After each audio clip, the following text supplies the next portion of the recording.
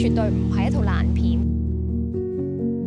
Hello， 大家好嘛，歡迎翻到嚟收睇我嘅新片啊！今次呢條片呢會係一條輕鬆啲嘅 vlog 嚟嘅，就諗住會一路整嘢食啦，一路同大家傾下偈，講一下我最近睇過嘅一啲好戲嘅。本身呢條片其實應該係一條訪問嘅片嚟嘅，但係因為今次呢條訪問片佢涉及嘅 parties 比較多啦，即係我剪完條片之後要分別俾唔同嘅幾個 parties 去睇完呢先可以出，而家呢就未出得住啦。我臨時起意呢就想拍呢一條 vlog 嘅，因為我都好耐冇喺 channel 嗰度拍過呢啲日常嘅 vlog 啦，同埋煮嘢食嘅片段。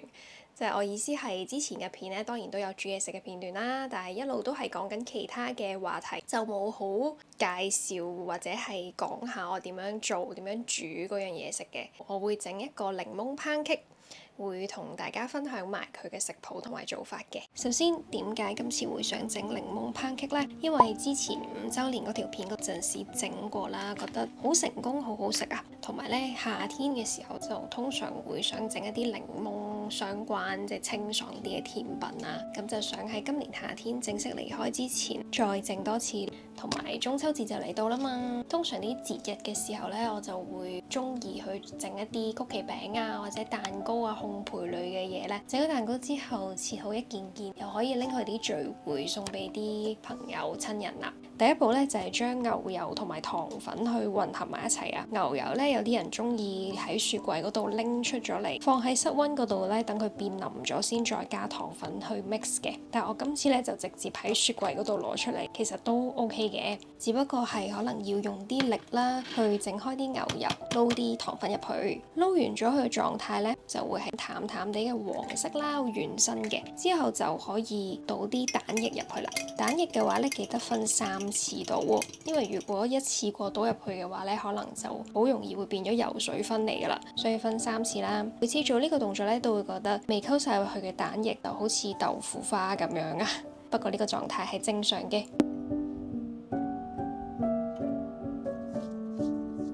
撈完3次之後咧，就可以將啲低筋麵粉同埋泡打粉去過篩加入去啦。之後就都係撈啦。撈完呢個冇晒乾粉嘅麵糊之後咧，就加呢個重頭戲檸檬汁同埋檸檬皮啊。今次咧用咗大半個檸檬嘅檸檬皮啦，同埋咧係半個檸檬嘅汁。每一次去整檸檬皮落個麵糊嗰度嘅時候咧，都會覺得陣味真係好清新好香。將所有嘅材料混合成一個咁柔滑嘅麵糊之後，就可以倒入去模具嗰度，入焗爐用160度焗45分鐘左右。喺呢個時候都講下我最近睇過嘅2套戲啦，都係動畫嚟嘅。其實我無論係真人電影啦，或者動畫電影我都中意睇，因為我覺得動畫電影其實係俾大人睇嘅，大人睇先明嘅佢入邊所講嘅嘢。第一套想講嘅呢，就係宮崎駿嘅《幽靈公主》，佢最近喺香港嗰度重映。呢一套係1997年宮崎駿嘅傑作，有好濃厚嘅日本民間嘅神怪色彩。主題其實好明顯就係會想探討人類同埋大自然之間嘅關係。故事一開始咧就係因為人類啊侵佔得大自然嘅領域太多啦，遭到呢個反噬，咁主角咧就被逼要離開家鄉去尋求一個解決方法。越睇到最後就越中意宮崎駿佢嘅處理手法，佢唔會好一面倒去批評啊，就係人類唔啱啦，所有嘢都係人類嘅過錯。佢講出咗即係人類我哋要發展，無可避免係會侵佔到大自然嘅資源嘅，但係有冇一個方法係可以我哋一路發展嘅時候，同時同大自然又可以和平咁樣共存呢？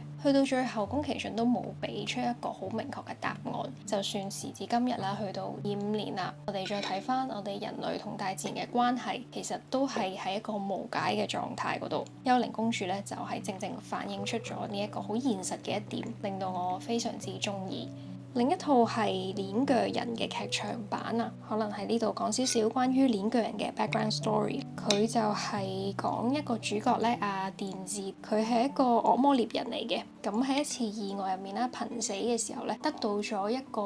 鏈鋸惡魔嘅幫助，個身體裡面咧融入咗嗰個惡魔嘅力量啦，變得好強大之後咧，佢加入咗呢個政府嘅部門，去周圍同唔同嘅惡魔交手嘅。我覺得一個好嘅故事，佢無論係真人或者佢係動畫，有好嘅起承轉合，咁我就會中意，就會想推薦俾大家。而鏈鋸人嘅劇場版就俾到一個咁樣嘅感覺我啦。佢入邊所有嘅人物啦，無論係主角、配角，甚至所謂嘅反派，角色形象都非常之立體，塑造得好出色。佢入邊嘅反派咧更加係成功，令到好多人好中意佢添。即係如果一個反派你寫到令人覺得好同情、好同理佢，想睇更加多佢出場嘅話咧，就係一個好成功嘅故事啦，我會覺得。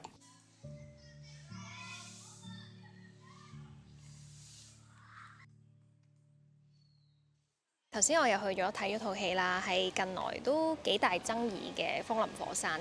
佢嘅評價咧好兩極嘅，即係由佢係今年康城上映之後，但係我一路都諗住喺香港上咗之後咧，我都想去睇。睇完之後個心情係要緩一緩嘅。首先我唔覺得佢係難睇，更加絕對唔係一套爛片添，因為之前我哋都睇過好多所謂嘅真係爛片嘅，呢套絕對唔係一套爛片，甚至乎我會覺得佢嘅故事線係清晰嘅，佢想表達嘅嘢其實係唔難明咯，就係講一個喺絕對之惡嘅世界入邊，絕對之惡嘅香港裏邊，各種唔同人物嘅故事，究竟喺呢一個核輻射影響之下嘅香港，人們係有呢個極端嘅惡意嘅時候，呢個世界仲會有希望呢？咁樣都可能係我 FF 㗎啦自己，但係就總之睇完2個鐘，俾我感覺就係咁樣。係就呢一個 point 我係幾中意嘅，但係我都明白點解佢上映咗之後咁多人會唔中意，因為佢嘅故事線雖然清晰，即係佢表達嘅嘢其實好簡單，但係咧佢入邊每一條線、每一個角色嘅戲份都好多，咁嘅時候咧就好似每一條線都唔夠喉咯，即係我覺得譬如可能入邊古天樂同埋鮑起靜嗰條線，咁我覺得都幾好睇，應該係值得深入去畫落去嘅。但係佢又好似點到即止咁樣，畫面同角色對白表達出嚟嘅嗰種意境又唔係點到即止喎，即係會覺得一係你就講多啲啦，一係你就完全唔好講啦咁樣。當呢啲唔同嘅人物嘅角色線太多嘅時候咧，好多位都覺得唔夠深入。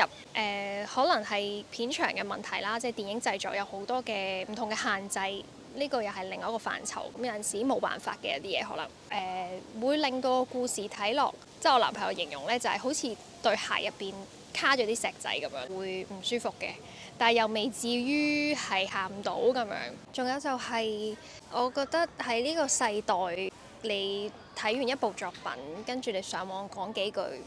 太容易啦！呢件事可能會引發咗好多極端嘅言論，唔係黑就白嗰種。呢2年我都承認自己咧，其實係入少咗好多戲院去睇戲，因為有陣時自己都會去買飛之前，可能上網望一望個評價先，影評好似麻麻地喎，咁不如唔好嘥錢買飛入場啦，咁就冇咗以前真係嗰種有套戲要上啦，好期待啊，就係睇咗預告就衝入場去支持去睇啦。無論嗰套戲最終係好唔好睇都好，都係自己負責嘅事。而家就變咗好似睇咗好多其他人嘅評論，先入為主，已經評價咗一套戲究竟好唔好，值唔值得去花錢或者花時間入戲院睇啦。我自己都想反省一下，即係作為一個咁中意電影嘅人，係會想支持多啲電影嘅產業啦，支持戲院嘅產業㗎嘛。但係呢樣嘢又好難避免嘅，我都覺得，即係喺呢個資訊太發達、太流通嘅時代，根本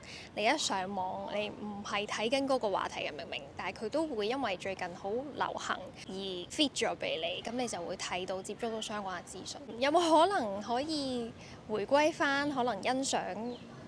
電影本身嘅初心，即係唔好咁接觸咁多嘅評論呢？事前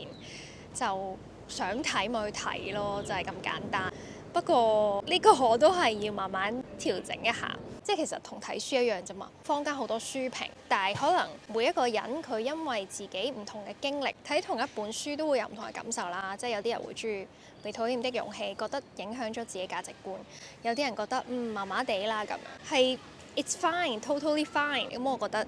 即係就係同睇書一樣，有興趣拎我上手，想睇咪睇咯，咁樣純粹啲咯。不過就講就易嘅，我都知而家真係呢個世代係好容易俾其他人嘅言論去影響咗，就係咁啦。頭先嚟到呢個公園行嘅時候呢，其實想睇下有冇松鼠嘅蹤影嘅，因為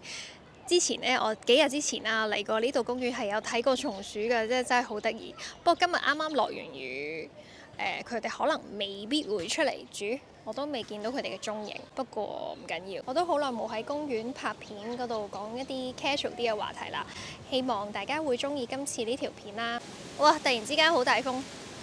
啲風聲可能又就嚟落雨噶啦，所以我快啲作結要翻屋企啦。